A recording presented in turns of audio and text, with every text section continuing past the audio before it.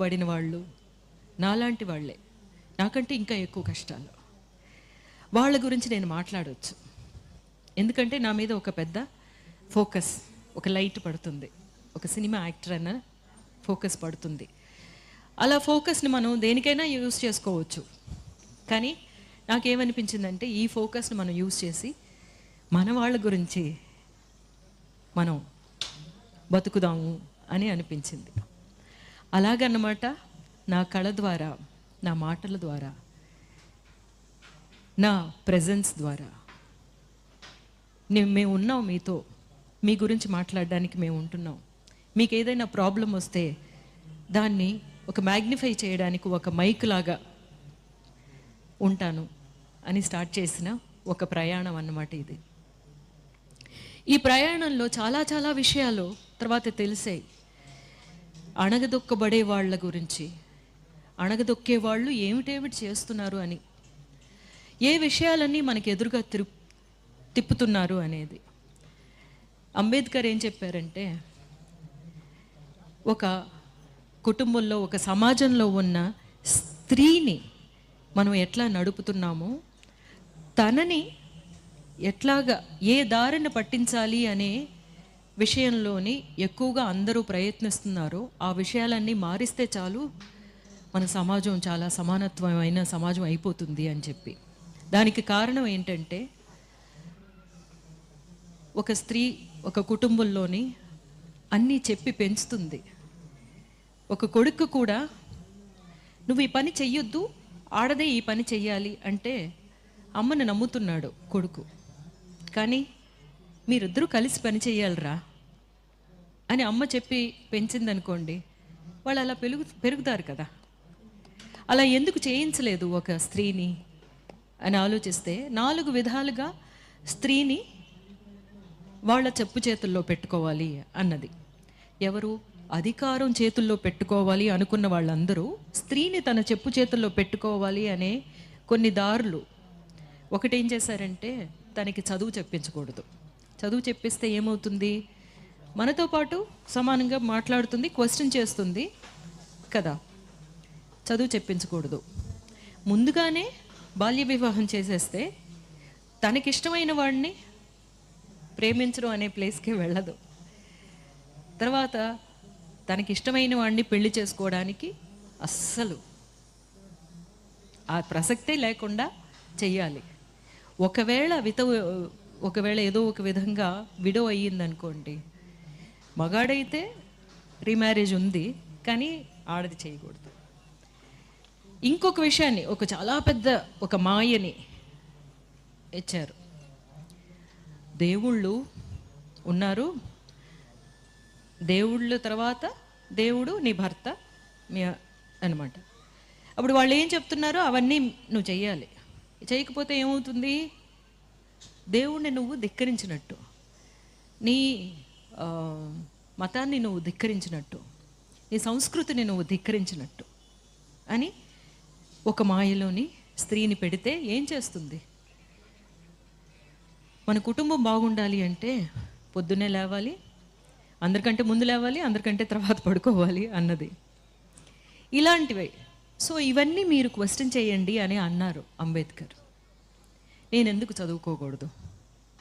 నేనెందుకు మిమ్మల్ని ఒక ఫస్ట్గా పెట్టి నన్ను నేను సెకండరీగా ఎందుకు ఆలోచించాలి? దానికి మీరు యూజ్ చేస్తున్న ఒక టూల్ ఏమిటి, ఒక ఆయుధం ఏమిటి? ఆ ఆయుధం మీకు దేవుడి నమ్మకం ఉన్నది అందరికీ వాళ్ళ చాలా చాలా ప్రైవేట్ విషయం అన్నమాట. ఒక ప్రేమలాగా దేవుడి భక్తి ఉన్నవాళ్ళు, వాళ్ళకి అది కావాలి అనుకుంటే ఆ నమ్మకం వాళ్ళు ఉండొచ్చు. కానీ అది మిగతా వాళ్ళ మీద రుద్దడం, కానీ అందులో ఇలా చెప్పారు, ఇందులో నువ్వు ఇలా ఉంటేనే నువ్వు చాలా పెద్ద పత్ని వ్రతవి అనే విషయాలన్నీ చెప్పేసి మనల్ని అట్లా. కానీ మీరు ఇవన్నీ అర్థం చేసుకోండి. ఈ విషయాలన్నీ ఎందుకు పెట్టారు? ఎందుకంటే ఒక కులంలోంచి ఇంకో కులంలోకి వెళ్ళకూడదు, వాళ్ళని పెళ్లి చేసుకోకూడదు, చేస్తే ఏమవుతుంది అనేది ఇంకా మన ఇండియాలో జరుగుతూనే ఉన్నాయి కదా. అప్పుడు ఇవన్నీ మనం సరిచేస్తే సరిచేసే ఒక విషయం ఒక స్త్రీ చేతిలో ఉంది. ఆ స్త్రీ ఈ 4 విషయాల్ని అర్థం చేసుకుని మనల్ని అణగదొక్కడానికి చేసిన విషయాలే ఇవి అని అర్థం చేసుకుంటే చాలు. నెక్స్ట్ 2-3 జనరేషన్లోనే అందరినీ మనం ఒక విధమైన ఆలోచనలోకి తీసుకురాగలం. సరే, ఈరోజు ఇది చాలా ఇంపార్టెంట్గా నేను నిన్న ఒక జెండర్ ఈక్వాలిటీ గురించి మాట్లాడారు అన్నారు, కానీ నేను ఇక్కడికి వచ్చింది ఒక స్త్రీగా మీతో మాట్లాడాలి అన్న ఒక కారణం కూడాను. ఇవన్నిటినీ మనం ఇప్పుడు ఇంత శ్రామికులు ఉన్నారు, వాళ్ళ గురించి అన్న అన్న అన్న అనే పాటలు పాడారు, కానీ ఎవరైనా ఒక అక్క అని పాటలు పాడారా అని ఎప్పుడూ ఆలోచిస్తూ ఉంటాను నేను. ఎన్ని పాటలు అన్న, ఆయన మాత్రమే శ్రమిస్తాడా? ఆయన శ్రమించి వచ్చి ఆ డబ్బులు తీసుకొస్తున్నారు. అహోరాత్రులు ఇంట్లో శ్రమించే అక్కని పట్టించుకోడు.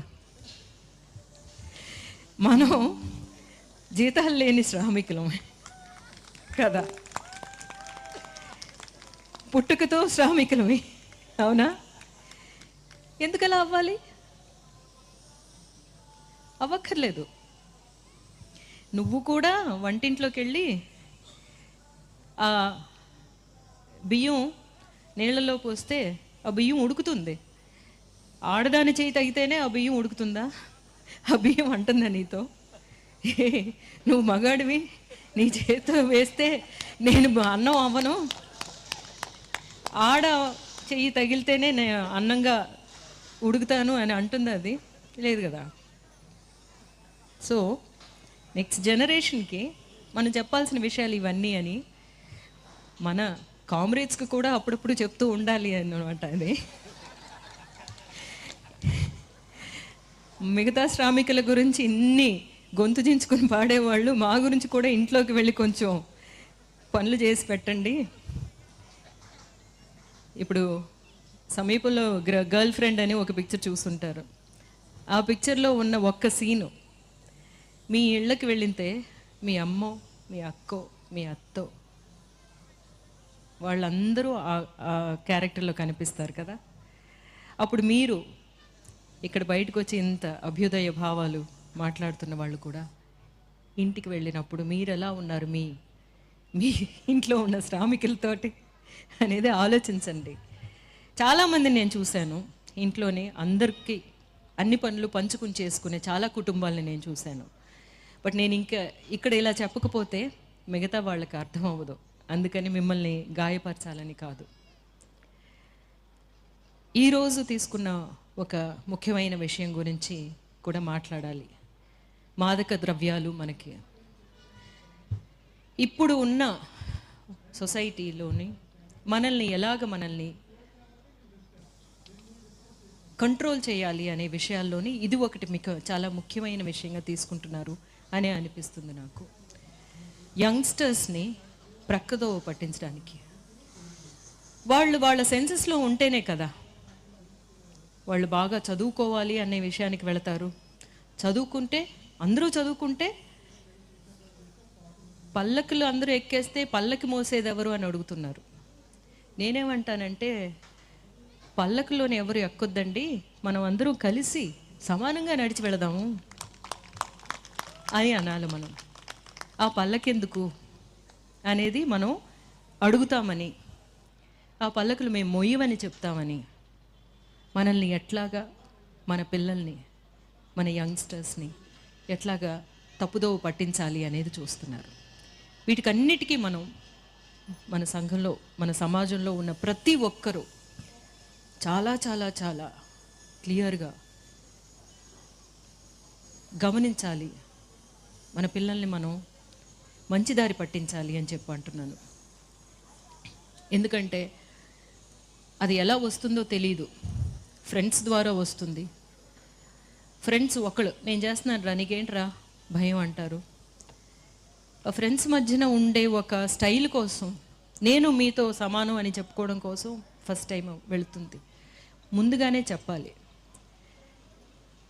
మీరు ఇంకొకళ్ళు దొంగతనం చేయకూడదు అనే విషయాన్ని మనం చిన్నపిల్లల నుంచి చెప్పి పెంచుతున్నట్టు ఇలాంటి విషయం నేను ఎవరైనా చెప్తే వద్దు అని చెప్పడం మాత్రమే కాదు, మీ కుటుంబంలో ఎవరైనా ఒకళ్ళు ఉంటారు, వాళ్ళని ఎగ్జాంపుల్గా చెప్పి మాకు ఇలా జరిగింది, ఆయన పోయిన తర్వాత వాళ్ళ ఫ్యామిలీ ఎలా ఉంది చూడండి అని వాళ్ళనే సమరులుగా తయారు చేయాలి.